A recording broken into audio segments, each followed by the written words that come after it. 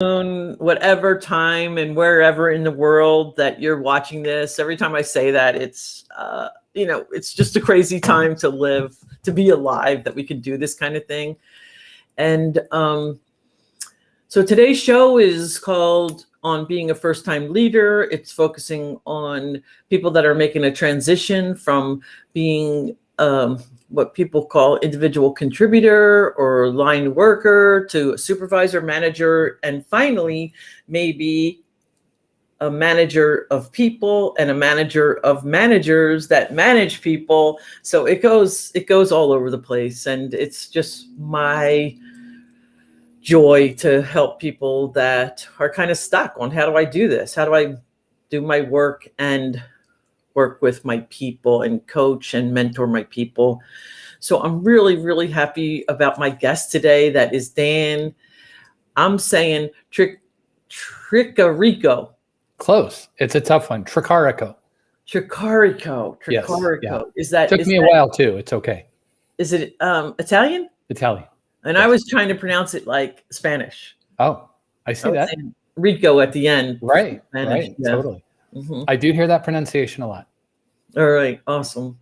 All right. So Dan, just tell us a little bit about who you are, and then we'll get into talking about your book and your philosophies on stress, burnout, self-care, and some other little tidbits that I wrote down and while we were in the green room.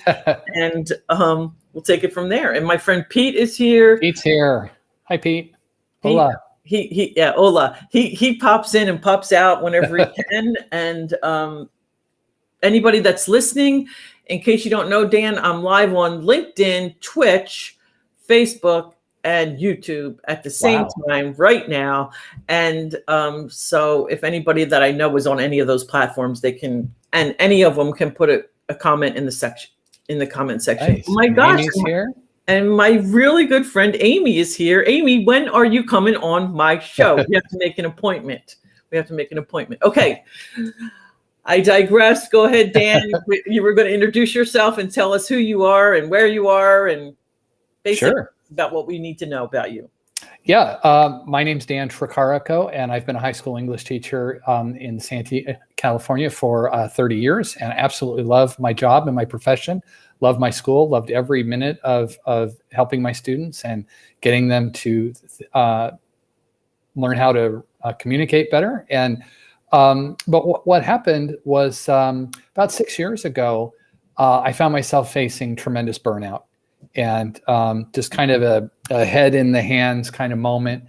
And I thought, what am I going to do? And I had about 10 years to get until I got to retirement. And I thought I have to find some way through this. And I started a blog called the Zen Teacher because I've always loved to write. And basically they were reminders for me. I remembered back to when I was a drama major and an actor and how the acting teachers talked about being in the moment and relaxation exercises and breathing exercises and just, mindfulness and this kind of thing. And so I started thinking about all of those exercises, and I thought, well, this is what teachers need.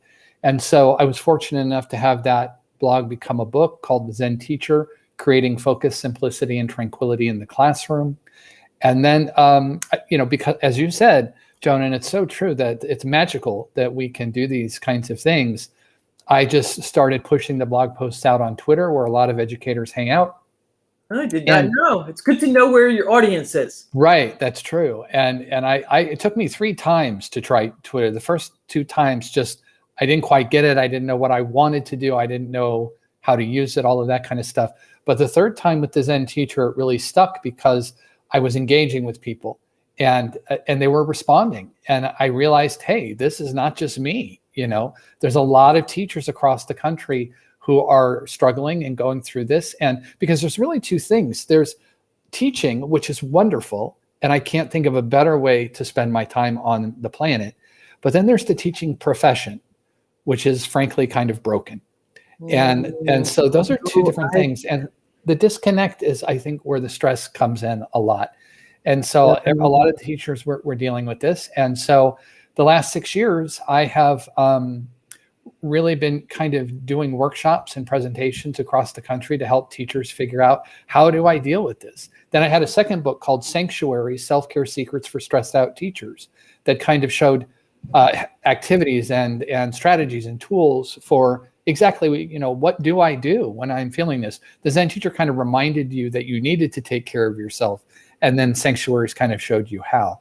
So I've been doing that, and now kind of hoping to transition kind of into the corporate sector. We were talking in the green room about how it's great to have a niche, but that, our impulse as kind people is to say, I want to help everybody, and I know that now, especially with the world in the state that it's in the last year and a half, is that everybody is anxious and wound up and stressed out. And if I can do anything to kind of help reduce that, I'm all about that. So that's why I'm happy to be on the show today and maybe share some strategies that will help people. That's amazing. I have another screen open here. So I was looking so I put up your the zenteacher.com. Oh, thank you. That's where the blog is, or That's where the blog is. Yes. But we can't get your books there. I think you can. Okay. I think you can. Yeah. Products. Wait, it's one of those things like it's my website, and so I don't look at it a whole lot. Exactly. But but yeah. So the blog is there. That's where I started. Been blogging for about 6 years, but it's been strange because there's only 24 hours in a day, and I recently transitioned to a podcast called the Zen Professional Moment, and I'm actually doing more of that than the blogging now, because the podcasting is like the new blogging, and it's hard to do both. Well, that's interesting, isn't it? Coming from a writing teacher and an English teacher, yes. That we're moving from writing into speaking. But oh my gosh, I have so many questions. Oh, shoot. I love the cover of your book. You have to come on like I said, on Sunday mornings, I have people that talk about their books. I mean, not that we couldn't make another appointment, because it is related to first-time managers on this show. But I love that you have the Om signal, not signal. Symbol. Thank you. Yeah. Where it's like the circle that's not quite closed. Yes. Yeah. Metaphor for my life, Joan. Metaphor for my life. Circle that's not quite closed. Yeah. Oh my gosh. Yeah. People would say that about me too. And it's kind of my mind. That's not quite, it's not quite normal. Yeah. But what do you mean when you say, I think so many people, and myself too, and I told you that I have, let me tell you, not that this means I'm smart, but I do have 2 pieces of paper from reputable institutions that say I'm smart. But sometimes I look up words, especially if I think I know what it means. Yeah. They say that what you think is the biggest barrier for you learning anything else. Yes. So what does Zen mean to you? Zen is obviously an ancient philosophy, and certainly nothing that I made up, but it just seemed to be what I needed at the time, which is, and I've always been fascinated with the idea of Zen, which is being in the moment and recognizing and being aware of what's happening exactly as it is without judgment. We're in this duality in our culture of good, bad, pretty, ugly, right, wrong, but things just are. And whatever meaning we're assigning. And with that comes our own emotional attachments, our prejudices, our biases, all of this kind of thing. But if we can get to a point where, especially if we're stressed out in our jobs or life or relationships or whatever, where we can just sit with things as they are, the stress just goes down. It just goes down. And we don't judge. It's without judgment. Things just are the way they are. Easy concept, super hard to put into practice. I had something happen to me this week that I always tell people that God has 3 answers: either yes, not right now, or I got something much better for you, right? Yeah. So I hate when someone either tells me that back when I'm telling them what I'm going through. I was telling you I was in escrow for a house, and it fell through at the very last minute. And now I'm scrambling, trying to find a place to live. And, that or something better, someone started telling me, I was like, yeah, but then it's hard to hear. if I'm in a good place, which I eventually get to, then I just kind of mantra it. I'm going this or something better, this or something better, this or something better. And I did. I found something much better that worked for me. And so it's just in the waiting, in that pause, like Stephen Covey says, stimulus, pause, response. And it's in that pause. And some people call it nowadays the hallway. When you're in the hallway, when one door shuts, you're back in the hallway and kind of like in an uncomfortable. So it's like being comfortable, being uncomfortable. Right. And that's really a good point, is that you get comfortable with that discomfort of not knowing what's going to happen, detaching. It doesn't mean you don't have goals or you don't pursue things. Or you don't have feelings, or you don't have feelings. You just detach, it goes how it goes. Like, and similarly, we were talking, I have an offer in Anaconda right now. I can't imagine a better place for me based on going to 2 open houses and looking at the pictures online. But if they, it's a crazy market right now where they'll get, multiple offers and a handful of people will walk away disappointed. And I have to be prepared for that. And I'm like, okay, well, if that happens, onward. And there'll be something better, and I'm meant to be someplace else. And not to get too woo-woo, but I do believe that the universe has a plan, and I believe that it's better than anything I could think of, and that I just have to trust that. And that detachment and that non-judgment is a key piece of what I talk about that helps reduce that stress, because then it goes how it goes. And so that, I want to get back to something that you said earlier. It reminded me so much of politics, religion, all the things, I know the things we're not allowed to talk about, which we are not going to talk about. But no, I just don't know much about those things, but we'll try. Me too. I'm kind of ignorant. I don't watch much TV. But you were talking about how like teaching and the teachers are good, but like the institution is broken. And I feel that in so many things. Police brutality we're talking about, I know a lot of policemen. So would they do that? Maybe. But and Pete and I were in a kind of a conflict job. We did code enforcement, and that was very confrontational. And so it's like bigger. So I always think that, and I want to get your opinion on this, that the solution is in the local community. It's I would go even more specific to that. And I'll tell you, and maybe this boils down to a lack of self-esteem. I don't know. But when I was burning out, I was like, I don't have the energy or the bandwidth to try to change the system. The system has been around for 100 years. But what I can change is me.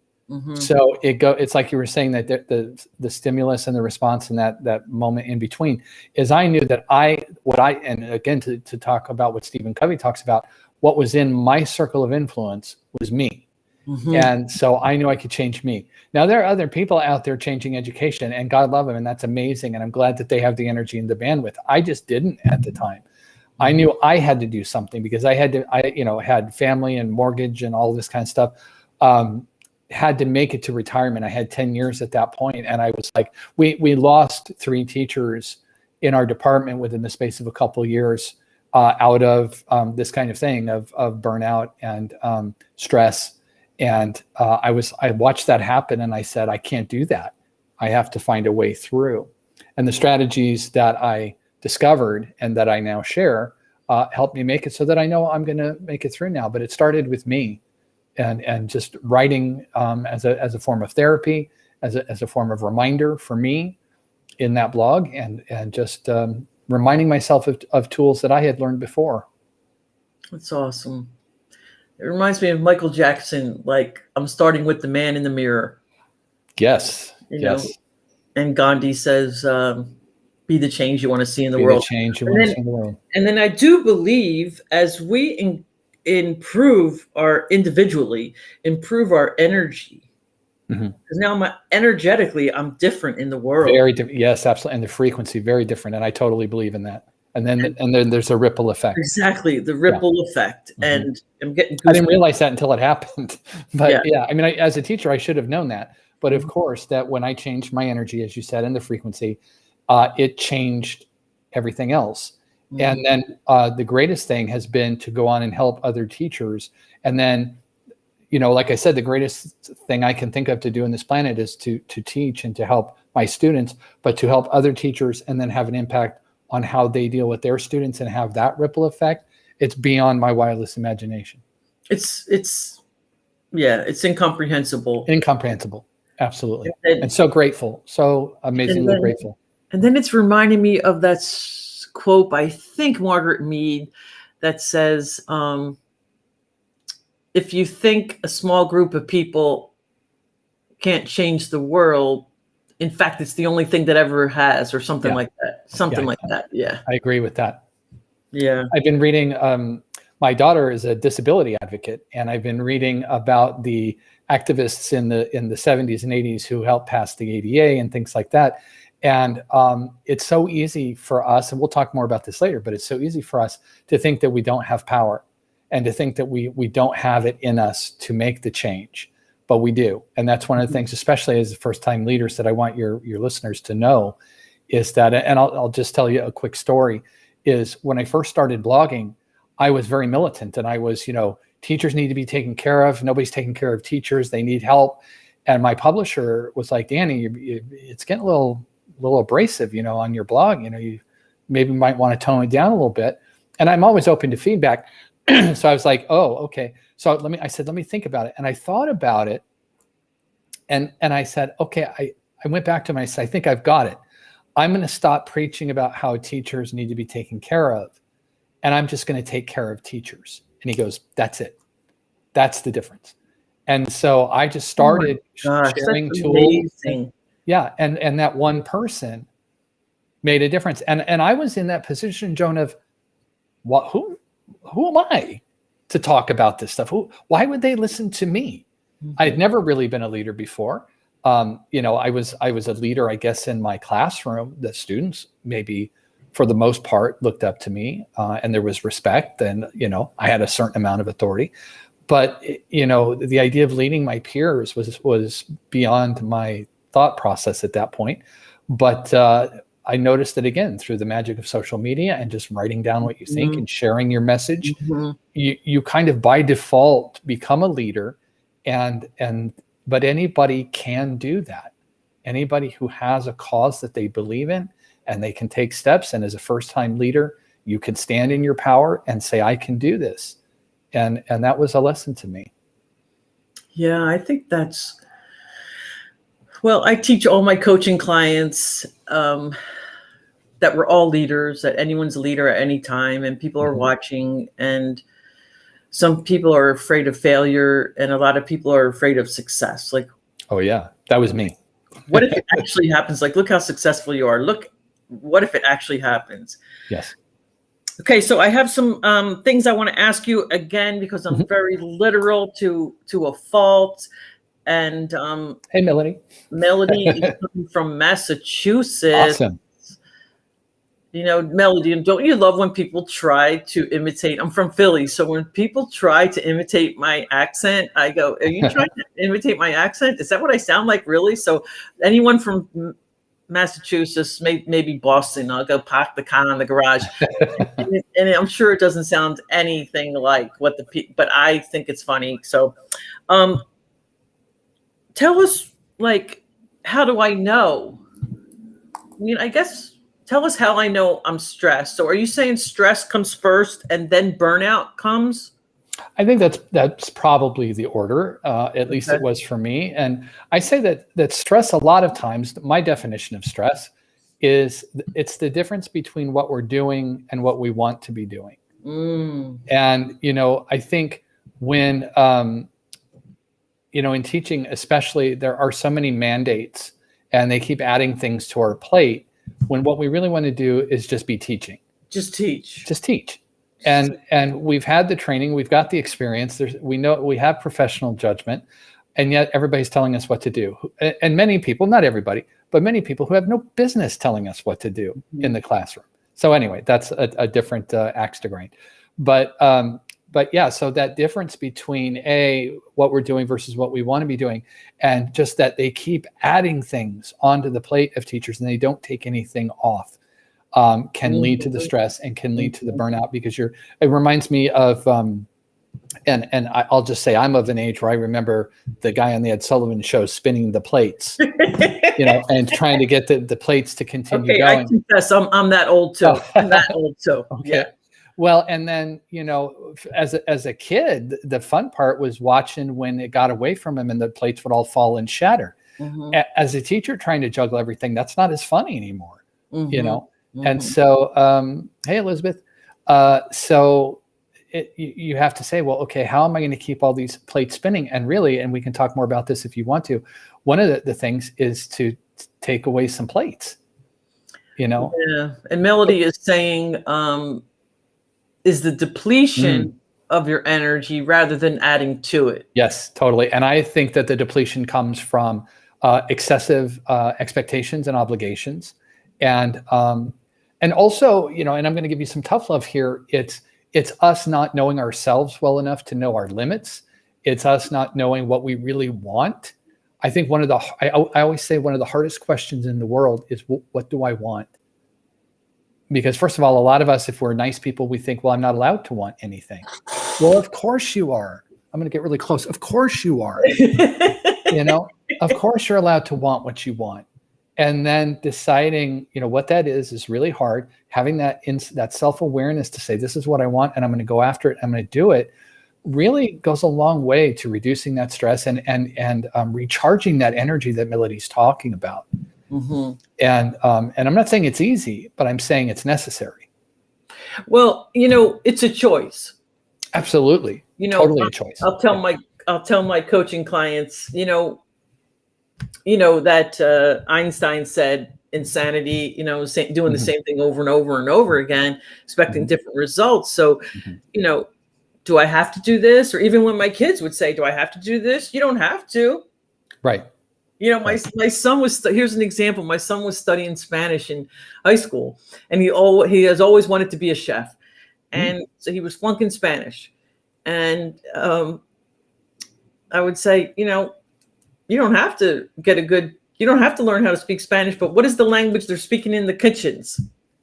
You don't have to, and I used to tell him, this is probably going to sound really bad. Maybe they're too old for adult protective services to come after me. But I used to tell him, I have a high school diploma. I don't know if you're going to get one, but I have one. Yeah. But anyway, let's do a shout out to Brian, who is from. Oh, Brian. Flin Flon. Flon. I'll have to look that up later. Yeah, I don't know what that is. Flin Flon. Yeah. It's very rhythmic. I love the name. Yeah. Well, I love alliteration. Yes. Oh, yes. I love alliteration. And Elizabeth is from New York, but she travels a lot. Oh. And she's in the hospitality business, so it's good to hear from her. And so now I realize that, the thing is, when you were, let's go back to what you were saying. I talk to my clients and I say to them, how difficult is it for you to say this really long word, no? And the blood just drains out of their faces. Yeah. Like we just weren't allowed to say no. Yeah. And that gets us into a whole bunch of other conversations. But one of my favorite writers is Anne Lamott, and she says no. Oh my gosh, get out! I'm reading her latest book right now. There you go. There you go. I just saw that, and I was like, I got to get that. But she says no is a complete sentence. No is a complete sentence. And you don't have to qualify. You don't have to explain. I'm seeing what Brian says, that when my dad said you have to, you had to. Well, yeah, when my parents said that, you did too. But what I had to realize when I was going through this is, in our culture of go, go, go, type A personality, always on the run, hamster wheel, merry-go-round life, that saying no is rebellious. You are going to ruffle feathers. People aren't going to understand why you're stopping and taking care of yourself, but that's okay. You don't have to be caught up in that hamster wheel of life. And I tell a story about how in my workshops that, one day we were cleaning the house And I was just like, I got to take a break. And I went and I lied on the couch for, it's only going to do it like 10, 15 minutes, something like that. But I noticed that upstairs, the vacuum was being pushed a little bit harder. The doors were being shut a little bit more vigorously, And I thought, you all can take a break anytime you want to. I didn't say that because I don't have a death wish, right? But we think we have to keep going until there's nothing left, until the tank is empty and we're on fumes. But we don't have to. Like you said, it's absolutely a choice. But we are in a culture that we're busyness, and I'm not even saying productivity. I'm saying busyness, which is different. Is a status symbol. I'm busier than you are. Have you seen my calendar? Oh, you think that's busy? Look, I didn't even have time to breathe today, right? And I love when people say to me, "What do you got going on today?" Nothing. That's the best thing in the world. That's the best thing in the world. I say take things off your calendar. Yes. You don't have to fill all the boxes on the calendar. You don't. Yes. And to be okay, like I'm single, I live by myself, and people are like, what are you going to do on the 4th of July? I was like, I don't have anything planned. I think it was, I think it was Saturday. So it was the next day and Monday too, right? And I said, no, I don't have anything planned, but maybe something will come up. And it's really nice to have nothing planned. Yes. Because then when something comes up, you can say yes. Yes. And here's what I say. I wrote a blog post called Just One Thing. And it talks about how if you're feeling stressed, look at your calendar, pick one thing and take it off the calendar. Just one thing, not 5 things, 12 things, one thing. And then you have a little breathing room. You have a little space that you've created on the calendar. And you can fill it with one of 2 things, Joan. You can either fill it with something that refills your tank, fulfills you, that pumps you up. Or, and this is my favorite part, is you can fill it with nothing at all and just see what life brings you, which is what you're saying. That's one of my favorite things to do, is say, I need a little bit of a break, look at my calendar, take something off, and not add anything else to it unless I want to. Maybe it's catching up on that Netflix show. Maybe it's sitting and reading for a while. Maybe it's a bubble bath. It's probably TMI for your readers, but I've really been enjoying bubble baths lately. Love taking a bath. Yeah. So, so it's whatever, but, take something off your calendar. You created that calendar. The calendar didn't come with all that stuff in the blanks. And I tell people that I'm like, this is your calendar. You can say whether we're allowed to have what I studied under this relationship coach. Her name was Dr. Pat Allen, and she used to term it live for love.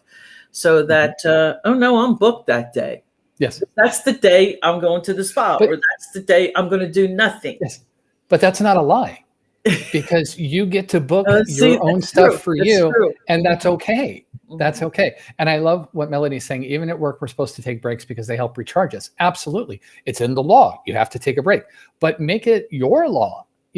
Don't underestimate the power of, and I didn't make this up, but don't underestimate the power of when you're driving home, just pulling over for 5 minutes at the park or whatever before you re-enter that family experience, just to get yourself in the mindset of, okay, not that your family's terrible. I'm sure your family's lovely, but everybody sometimes needs that mindset shift of, okay, I was at work and now I got to go here and do my family thing. But that 5 minutes of pulling over, before you re-enter that is going to make you a better able to navigate all the chaos that you may when you walk through that door at home. So there's all kinds of moments like that in the day that you get to pick when those breaks happen that are not part of like the legal requirements of your job, but yeah. Yeah. What's interesting is like, I want to say, and the same for if you're stressed out, going to work. Yes. Just pull over, and Melody is saying taking a bath with a good playlist. Oh yes. So make yourself a playlist for when you get to work, and just kind of play it and recharge yourself. Decompress time after and before. I had a job where my employees, they were doing this before I got the job. So I inherited all these people. They came in really early in the morning, and I'm not a morning person. And so I would come in regular hours or maybe a little bit later than that. But as soon as I got in, they were like ants all over me. And I was like, okay, until I had to say to them, until you see, I have a cup of tea in my hand. When I have a cup of tea in my hand, you can come talk to me. You know, like, can I just put my purse down? Can I just whoa, you know, can I turn my computer on? So Joan, you're talking about the magic word of boundaries. What's That's that? what you're talking about. What's that? The other thing that we're allowed to have, but that we often don't create. And I'm guilty too, you know, of letting people walk all over, because we want to be perceived as nice people, that, you know, we're kind, that we're giving, you know, serving, all of that. But you serve better when you build those boundaries and you respect them, and you ask other people to respect them. So yeah, that's perfect. That's absolutely necessary. And you're making me think about how, you know, I love to write, and I will go into the classroom early and put on Billie Holiday and get my coffee and write for 20 minutes before the kids come in. And, you know, other than the music, it's quiet, and that's bliss for me, absolute bliss. And then when the kids come in, I'm just in a good mindset and ready for the day. Right. You know? Even so you have to find what works for you. Yeah. And it's going to take time. It's going to take trial and error. Absolutely. Even that one difficult student, not that there is such a thing, or that one really difficult employee, you know, I'm in. Oh, there's such a thing. I'm already Zen, so I'm different. Yes. Yeah. My energy is different. Their energy, even if it's bad, is not going to get into my whatever. Because you're not attaching. They can be whatever they are, and it is what it is. And I don't have to engage with that. Now we have, and then you also, I want to make sure we have time. You said you have a list of 5 things, was it? Yes, the 5 S's, what I call the 5 5 S's. S's. And I once again want to tell you that I love alliteration. Oh. And but before we get there, self-care. They were the 3 things we said we were going to talk about. So self-care, what's that? It is, well, it's kind of like what we were talking about, where you learn about yourself and you recognize what works for you. I talk about something called Pamper Triggers. You know, a few years ago, the word trigger was a negative connotation, right? Oh, I don't want to be triggered, you know. And I said, I'm going to hijack that word and I'm going to make it positive. So I call them Pamper Triggers. They're those things that make you feel soothed, comforted, and taken care of. And, you know. So I'm thinking, Pamper, are you not talking about, okay, I have a grandson who's 9 months old. He's going to be 9 months old. So when you say pamper, I'm thinking of a diapers. Yeah, no. Okay. It's a whole different thing. Well, I don't want to judge. It's you know, I think it's a whole different thing. Which is the idea of, like, for me, it's slippers. I love slippers. They just make me feel comfortable, and like, you know, I'm not at work and I'm just, you know, chilling out. And I love hot buttered popcorn because I have great memories of sitting around the couch with the family when I was growing up, you know, watching Charlie's Angels and Starsky and Hutch and Sanford and Son, whatever was going on. And just those, you know, so I associate that with the, you know, the hot buttered popcorn. And so that's a very soothing thing to me. Yeah. So, but everybody's got different things. And I agree. I want to, you know, and I don't see anybody saying this in the comments, but I want to make sure that we understand that self-care is about more than bubble baths and massages, right? Okay. It can be those things. But it is about more than that. It's about boundaries, like we talked about. It's about recognizing, you know, learning yourself well enough when you recognize that you're at your limits and you need a break, or that the stress is rising. Learning that thermostat of I'm at my limit. So, you know, and so I like the idea of Pamper Triggers, but you have to figure out what yours are. As for the 5, what I call the 5 S's, and they were in my second book, Sanctuaries. Which is also an S. Which is also an S. Yes, which is also an S. They are stillness, silence, space, subtraction, and slowing down. Now, we've talked about these peripherally in the conversation so far, but let me go through them just really quickly, because I always say the 5 S's are free, and always available, right? Stillness. It's just about finding that time to just not move and to slow down and be still and not always be on the go all the time. But you have to choose that. It's not the way our culture works. Silence. I always say silence is a gift we give ourselves. I don't know who decided, and I'm sure in San Diego you realize this too. You go into a restaurant, somebody decided like we want TVs in our restaurants all the time. Oh my gosh! And it's the like, music. And the music. Yeah. Is it because we're getting old? It's because we're getting old. It could be. Could be. I can't hear what you're saying. Yeah. And so I like to go places where it's just silent, and it's hard to find.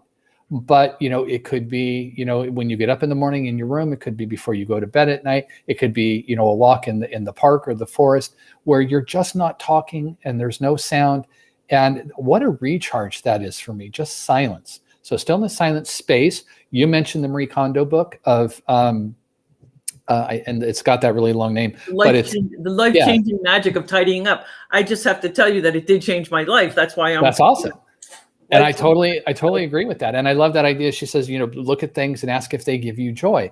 Apparently you can't do that with your students, I found out. But my point is that, or your employees, I guess. Or employees or spouses or anything like that. Well, I guess sometimes you can do it with your spouses, but if it doesn't give you joy and you get rid of it, and again, I don't want to be too woo-woo, but I fully believe that when you get rid of the junk and the clutter, and I'm looking over at my drawer in the kitchen that's full of junk that I probably should get to, but I believe that it opens up space for the universe to give you better stuff and the stuff that you want. But if there's this suffocation of junk, nothing else can get in. So if you get the space is about getting rid of all that stuff. And I always say if you threw away 10 things a day, everybody can throw away 10 things a day. By the end of the week, you've thrown away 70 things. And that's just going to create some space for the universe to, clean out the old clothes that you don't wear and give them to Goodwill. Space in the closet for the new things that you would wear, that kind of thing. So stillness, space, stillness, silence, space, subtraction. We talked about that. Get rid of the plates, take the stuff off the calendar, but also things like mindsets, right? Old habits. Things that just aren't serving you anymore. Get rid of those. And then slowing down. Slowing down is the hardest one, I think, in our culture. We just don't need to be going 5 million miles a minute. And we are. We're encouraged to, we're conditioned to, we're rewarded for doing that in our culture. And I decided to poo-poo all that and just go, no, I'm just going to chill. And the problem is, my daughter says, very sharp kid, she says, are you sure you're not just lazy and calling it philosophy? And I'm like, well, there's maybe a little bit of overlap. If a tree falls in the forest, yeah, exactly. Exactly. So, there may be a little bit of that going on, but I think that, until you're still and you're silent, you've created some space and you're slowing down, you can't hear what your heart really wants. I wrote a blog post called Intuition Never Screams. And you have to be still to listen to that intuition of where you should be headed. Because it's not going to yell at you. It's not going to hit you on the head and go, Danny, come on. You just have to be still and listen. I want to talk about what Melody's saying. Slowing down is something COVID gave us. Absolutely. Now, you're going to see the cynical part of me, Melody, because I've heard this referred to as the great pause, where we really can reflect on, do we really want to go back to the way it was? And the cynicism in me says, I know myself and I know people, and we're not going to reflect and we're not going to change anything. We want to go back to the status quo. We want to go back to the way it was. But Melody, I'm glad you recognize that. And I really tried to embrace that.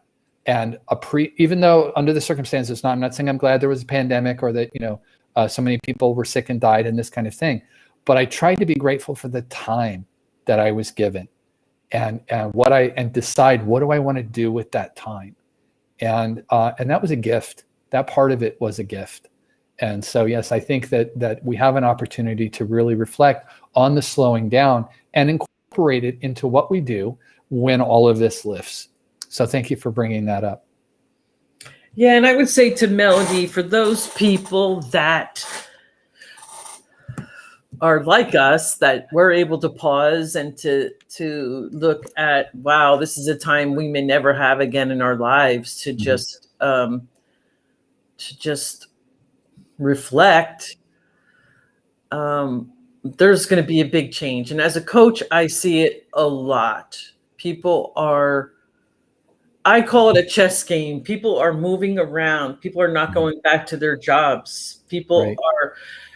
I know several people who have just quit with no net. They're just, Wow. I'm not doing it. I literally can't do it. Now, these are very specific people who have put money away and all that. But, and then I have a client who currently was offered a skip level position, like 2 positions up. Wow. And she's like, I just don't think I want to do it.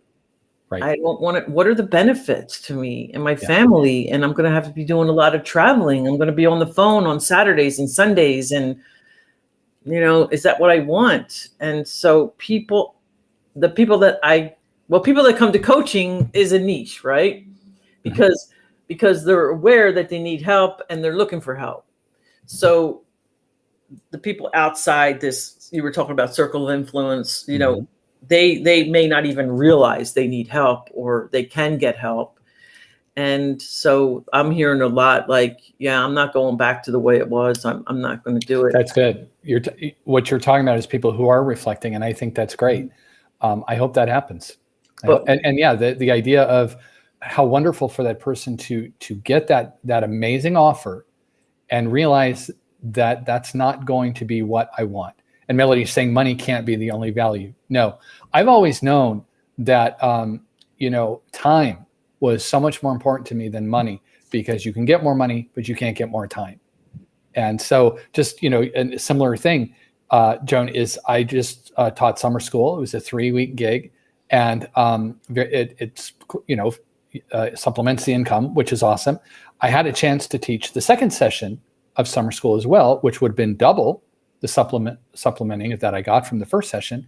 But then the last day of that session would be a Friday. And then we went back to school in the fall the next week. And I said no. I said, I have a 4-week window here of summer where I just need to recharge before I'm ready to go back to that fall. And I'm going to take the hit on not getting all that extra money and be wiped out when I go in the fall is not what I need to. That's not where I need to be. Well, that reminds me of Maslow's pyramid of hierarchy. Is that money is the most important thing at the very, very base of. So if people that don't know it, at the very bottom of it's like basic needs. Do I have food? Do I have shelter? Do I have a safe that has to be covered. So you have to have money to pay for that. And then they're saying that I think across the United States, they came up with it was much lower than I thought it was going to be. I think it was like $60,000 or $80,000. I was going to say 75. Yeah. Okay. 75. I've heard this study. Yeah. Now that's, across the United States, including, what we forget, middle America, it's more than San Francisco and New York. We actually talk to people that, struggle and the hard workers in the world. And after that, they were like, eh. And it reminds me of this story. I have to find where I heard this story. Maybe you've heard it, but this, I'm going to say American, goes down to Mexico and he goes fishing with this guy. And he has fantastic time on the boat. And when they get off the boat, the guy sits on the beach with his wife. And so the guy says to him, let's just say he's an entrepreneur or a venture capitalist from anywhere in the world. And he says to the guy, what you could do? You could get that was so much fun. We could commercialize it and we can get 10 boats and you could do this and you could do this. And the guy kept saying, well, why would I want to do that? And then he'd say, well, then you'd have more income. Well, why would I want to do that? And they go through this whole story. And at the last question is, why would I want to do that? And the VC says, so then you can sit on the beach with your wife. Yeah. And he's going, I'm already doing that. I'm doing that. Yeah. I have one boat. That's totally it. Yeah. Totally it. And it's like, I was reflecting recently on my creative outlets and how at my age, you have to let some things go. And I always, we talked about music and I always wanted to play the guitar and sing and all these things. I'm like, okay, those are not in my skill set. I'm going to take those off. But I've always loved photography. And so I bought a camera and I started taking photos. And as a newly minted entrepreneur, my first impulse was, how can I monetize this? And I thought, this one's for me. I don't want to monetize this. This is that's good. Just so I go out and have fun. Because it changes everything. It changes everything. And I just wanted that for me. So I have so far not done that. That's just for me. And it's been wonderful. It's been magical. In fact, I'm going out later today just to take some pictures. Where are you going to go? I love Balboa Park here in San Diego. Oh my gosh. It's the best. Yeah. And when you talk about sitting on the beach, that's my version. Is I go and I sit at a table and I'll bring a book or my journal. I'll watch the crazy people and I'll listen to the birds and listen to the chiming of that cathedral bell. Oh my gosh. Just amazing. And just to the history of it, like when it was built and the World's Fair, and imagine that there was a World's Fair, right? It's crazy. I'll tell you how I do with my photography. I kind of sneak it in. I use it on my website and in my are you familiar with Canva, where you create your own? So when I'm creating something, I'll try to use one of my own that's pictures. Nice. Then I kind of go, oh, that's kind of cool. I don't want to mess up your show, but that's a picture that I took at Balboa Park. Oh my gosh, that's nice. I got lucky.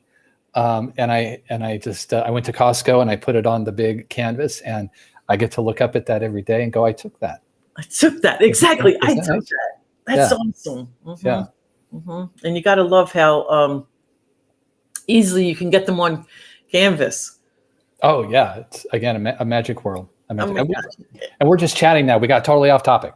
In our lifetime, I mean, my gosh, we used to have that little Instacam, and you had to wait for the film to get developed. Oh my gosh! But what else did I just wanted to ask you? Well, I'll tell you what. While you're thinking, I'll bring it back and tell everybody what we're talking about, which is another really important concept for my second book, is the idea of play. Play is an underrated approach to life, and we grow out of it, and we all loved it. And so I try to do it as much as possible, whether it's taking pictures or going to Balboa Park, or maybe for some people it's riding bikes, or, think about the thing that you used to do for hours when you're a kid. Adult coloring was very much in vogue recently, right? And it's like, why not? Why did we grow out of that? Play. Do you know there's a book called Play? I'll have to write that down. I did not know that. I'm gonna go get it. Hang on 1 second. Yeah. Okay. Hopefully my background is. Hi everybody. Thanks for being here. You never know what Joan's going to do. That's all right. Because a lot of my clients, I'll say live television. Exactly. Yeah. It's live. It is live. Yes, if we have a 15-second delay or a 5-second delay, but anyway, I don't know what I'm supposed to do with that. If someone cursed, I don't know what I'm supposed to do. Anyway, that's a whole nother story. But I will say to my clients and to the first-time supervisors, well, what do you do for fun? Mm-hmm. And that's a really hard question. Mm-hmm. So it was actually one of my clients that told me about this book called Play. Oh, nice. And it says how it shapes the brain, opens the imagination, and invigorates the soul. Oh, absolutely. Totally. That's Stuart Brown, MD. Check this out. Founder of the National Institute for Play. There's a whole institute. That's it. Well, wow. We don't know how big it is, but that's so I told this guy. That's awesome. Yeah. You reminded me of a time when I was doing SAT tutoring, and the SAT students that I tutored were very high achieving, very much on this track of I got to get into this college, and my parents want this number on the test and everything. And I told them I was kind of a rebellious tutor, and I told him, I said, okay, I've got some homework for you, right? And so he's like, okay, I'm ready, right? And I said, okay, this week, before I come back next week, I want you to go in your bedroom or out under a tree, and I want you to set a timer for 20 minutes, and I want you to do nothing. And he looked at me like, you're kidding, right? I said, no, I'm totally serious. I don't have time to do nothing. I don't have time to do that. I said, that's what I want you to do. And so, but he was, again, one thing about those types of students is they're very respectful, right? And you know, so the next week I got there, I was like, "Did you do it?" And this kid, I loved him. He's a great kid, but this kid was wound super tight. You know, it was just like this the whole time. Yeah, I did. It was great. You know, but he did do it. He went out and sat under a tree. He still wasn't sure why I was telling him to do that. But just if I could just plant that seed, he'd remember it. And maybe later he would think of it, you know, but it just was not part of his routine, not part of his lifestyle. And, but now maybe that was 7 years ago. So he's out of college now. He's probably in a job. And maybe if he remembers, Dan told me one time to sit and do nothing for 20 minutes, maybe it'll make a difference. Wouldn't that be amazing? And if he can't do it, maybe he can do it to his child or something. Right, right. Pass it on. You know, all the research says that sometimes I can't do it for me, but I can do it for you. But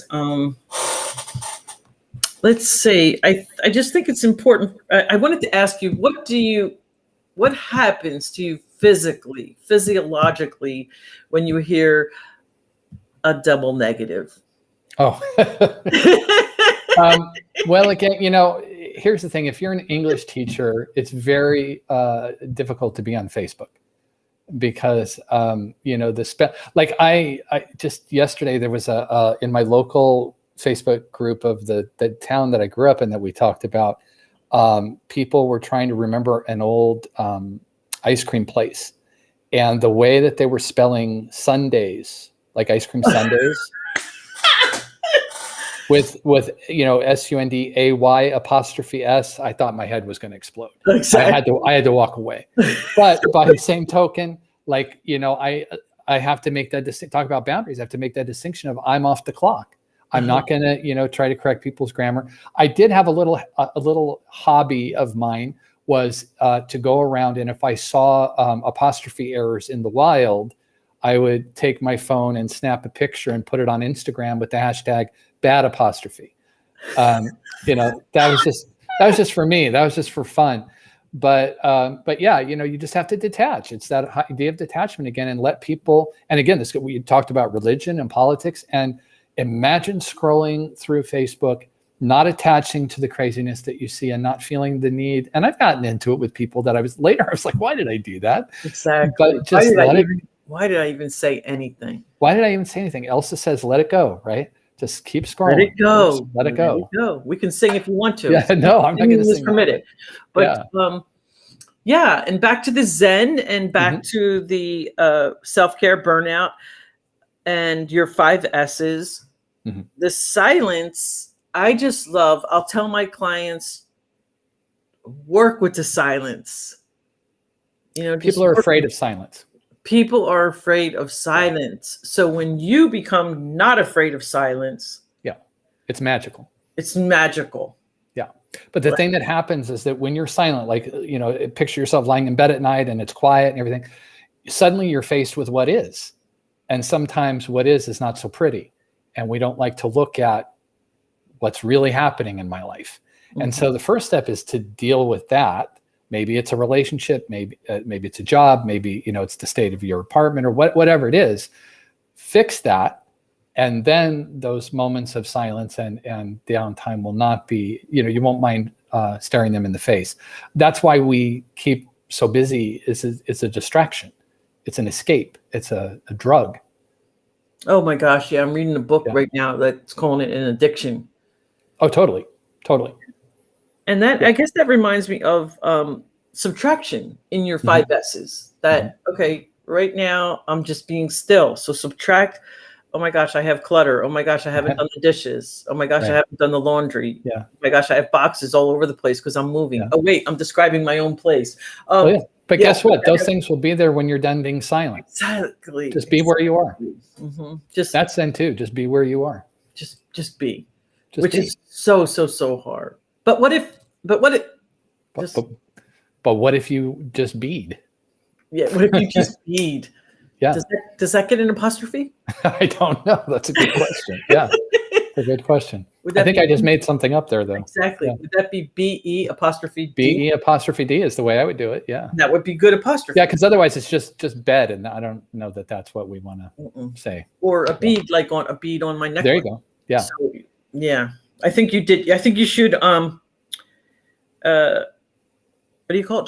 Trademark. Copyright, yeah, Copyright. Copyright it. Yeah. Somehow it is 11:25. We've been yapping for almost an hour. It's been fun. Is there anything that we didn't get to talk about? And we can go over if there's anything we didn't get to talk about. And the only other thing on my list was the importance of serving, which is doing something that's bigger than yourself. And how the irony is when you determine a cause that you are passionate about and you serve, you feel better. And that's what happened when I started helping teachers, is it made me feel better. And I wasn't expecting that. So there's an irony there, but serving, again, whatever, you talk about Maslow's hierarchy of needs. My cause has always been hunger and food, because first of all, I love food. But I always thought, people are like, well, what about climate change? And what about save the whales? And da-da-da-da-da. And I'm like, no, if people are fed, this was my theory anyway, if people were fed, then they would be able to, go to school and do all the things that they need to do so that they can save the whales and they can fix climate change, but let's get them fed. Exactly. There's no reason in this world that everybody can't have food. Mm-hmm. And yet there's so many hungry and starving people. It's ridiculous. Mm-hmm. So food, so that's my cause, but whatever your cause is, if you're serving, you're going to feel better. This is true. So that was the only other thing on my list. And it's interesting. It's another S. That's true. So you don't want to go back and edit your book to have six S's. Yes. Yeah. No, because then it gets too hard. Because then it's like with the 7 dwarfs. I get to number 5 and I can't remember exactly. I forget who I've said, and it's a mess. And even I always forget if I've left out Dopey or exactly. And even two people together were like, did we? No, it's like. Yeah. Okay. Yeah. Did we say happy? I can't remember. I think we did. Yeah. Did we say? Anyway. Yeah. So then how can people get a hold of you if they want you to? You do keynote speaking and presentations, and you have 2 books, and just finished the 3rd one this week, by the way. 3rd? So, yeah. Wow. Yeah. This one's a writing methods book, how to teach writing through the lens of mindfulness. So we'll see what happens with that. But I'm sure you read Bird by Bird for that. Oh, it's on my shelf all the time. And I think I quote her in it, as a matter of fact. Yeah, from that book. Yeah, it's amazing. So people can go to my website, thezenteacher.com. They can go to my other website, thezenprofessional.com, because that's aimed more for corporate and business people. I'm on Twitter at the Zen Teacher. I'm goofing around with Instagram at Zen Teacher. I think the was probably taken at that point. So it's just at Zen Teacher on Instagram. Email is teachingzen@gmail.com. And I'd love to hear from anybody if you have any other questions. Melody says, make this a part 1 conversation. Okay, that's very sweet. I'm always happy to chat about this stuff. It was fun. Mm-hmm. So yeah, that's where you can find me. And again, please listen to the Zen Professional Moment. And if you're so inclined, they always say that a rating and a review is helpful. So that would be great. There are lots of tools on there. Like I said, I'm kind of using that as my new blog a little bit, although I get to have guests, which is super fun. So cool to have guests. Yeah. So much fun. It's like this. Mm-hmm. Mm-hmm. Yeah. Mm-hmm. All right, then I'm going to press this little button and we're going to go back into the green room. Okay. Well, thank you everybody for being here. Thank you everybody for watching and for commenting. And this will be up on LinkedIn in moments. Literally, it'll be there. And have a good week. Have a good month, a new month, July, for us to be Zenful and change the world after we change ourselves. Yeah. Okay. Yes.